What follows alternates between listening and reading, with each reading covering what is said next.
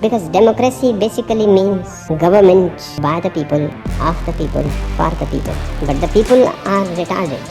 And the budget will balance itself. Do I have to sue CNN? Legacy doesn't mean nothing. I'm gonna die and it's gonna be over. Welcome, it's Argidius. When is the last time you were mind blown? Maybe this'll do it. Inexplicably, we have 3 seemingly unrelated events which are all linked occurring over 2 days earlier this November, plus a 4th event which we'll touch on later. By the end of this video, you may think that the world is actually operating under a numerically ordered matrix. Take Monday, November 3 this month. Dick Cheney, who exploited as Vice President under Exploiter-in-Chief George Bush Jr. from 2001 to 8, died at the age of 84 after pneumonia and cardiovascular disease. Now, Cheney was widely regarded as the chief architect of the 2003 U.S. invasion of Iraq. His influence extended from his prior roles as Secretary of Defense under George H.W. Bush from 89 to 93, where he oversaw the 1991 Gulf War, to his vice presidency where he shaped post-9/11 policy. As early as 1998, Cheney was part of the Project for the New American Century alongside Donald Rumsfeld and Paul Wolfowitz, which called for Saddam Hussein's removal. So during this time, he was also the CEO of a mega oil services and logistics corporation, Halliburton, and as stated earlier, he was the former Secretary of Defense of the country. So this man didn't just have pull, he had a very serious pull and influence to make things happen. Cheney pressured CIA analysts through repeated visits to headquarters, demanding evidence of Iraqi weapons of mass destruction and ties to Al-Qaeda and 9/11. In other words, make shit up until you're able to justify total war. Now, when he became VP, he was no longer CEO of Halliburton, but he did still continue to get paid through other arrangements. As well, it seems the goal here would have been to get the war against Iraq launched so there could be a mega transfer of tens of billions of dollars from the hands of taxpayers and into the hands of private contractors, which included Halliburton. In speeches, Cheney warned of Iraq's weapons of mass destruction threat, stating Saddam was amassing them to use against us. Cheney also led efforts to pressure Congress for the October 2002 authorization for use of military force against Iraq resolution. This war was Cheney's goal, and whether Iraq was a threat or not, he was going to make it happen. Unfortunately, the U.S. invasion led to a massive civil war in Iraq and mass death of innocent civilians at the hands of both insurgents and American military personnel, putting the death toll at about 1 million people according to the British journal Lancet.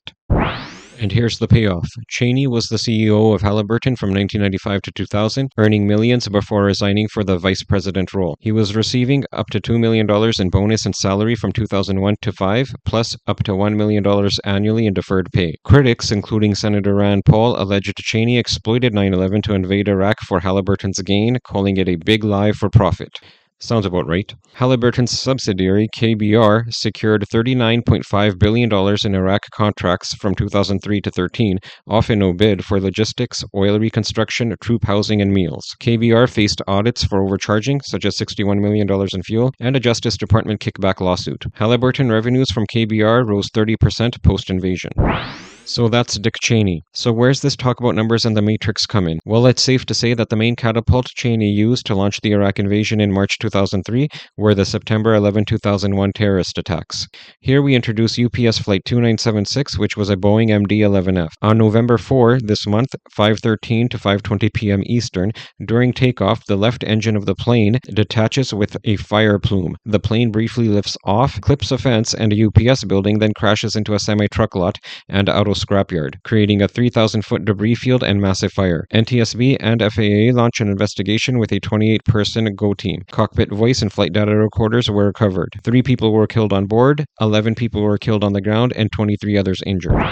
The NTSB's November 20th, 2025 preliminary report on UPS Flight 2976 details the left engine separation due to fatigue cracks and overstress in the pylon mount. The report includes frame-by-frame stills from airport surveillance video showing the engine detaching during takeoff, arcing over the wing, and igniting into a fireball. It also features photos of recovered hardware revealing pre-crash cracks in the aft mount lugs and spherical bearing. The strange thing here is that the deaths that the FBI attributed to the 9/11 attacks is 2,976 people, which is the exact number of this UPS Flight 2976. New data from the NTSB, according to radio altimeter data from the flight data recorder, indicated the UPS flight reached approximately 30 feet above ground level. However, early reports from the Automatic Dependent Surveillance Broadcast, or ADSB, tracking data captured by public aviation apps like Flight Radar indicated the flight reached 175 feet above ground level. It must be noted this type of system is considered more accurate for en route flights over 1,000 feet in altitude and can be inaccurate at lower altitudes. However, the number 175 is very particular. The initial reports could have stated any number, but they used 175. This is significant because it was actually United Airlines Flight 175, which was the second flight to hit the Twin Towers, crashing into the South Tower at 9:03 a.m. on 9/11.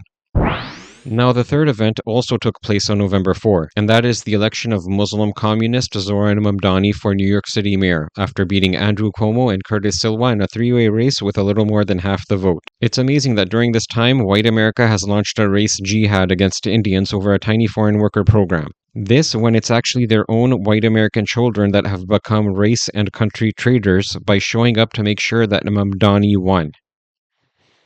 Learn to raise your own kids, white people. Idiots.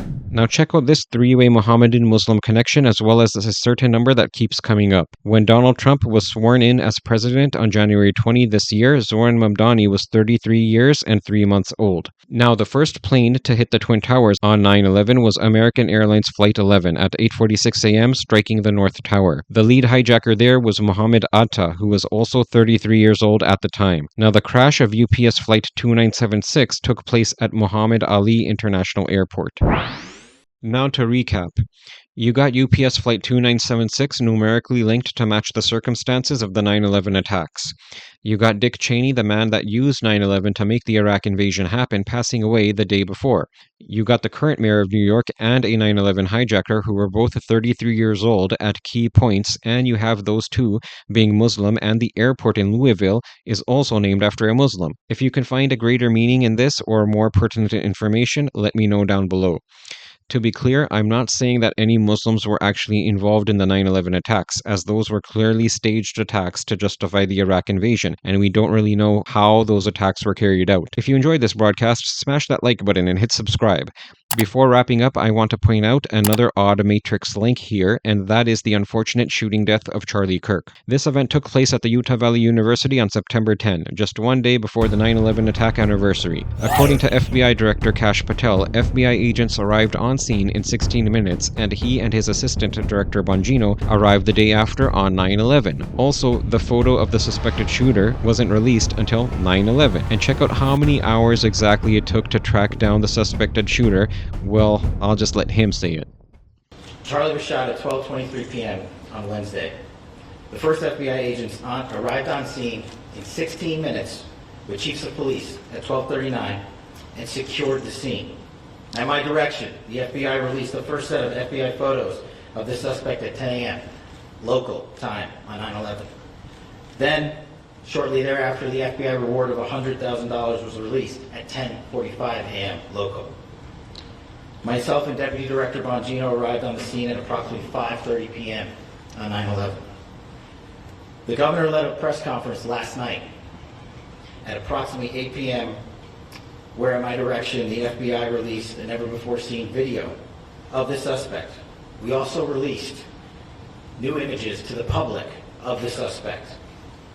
And just last night, the suspect was taken into custody at 10 p.m. local time.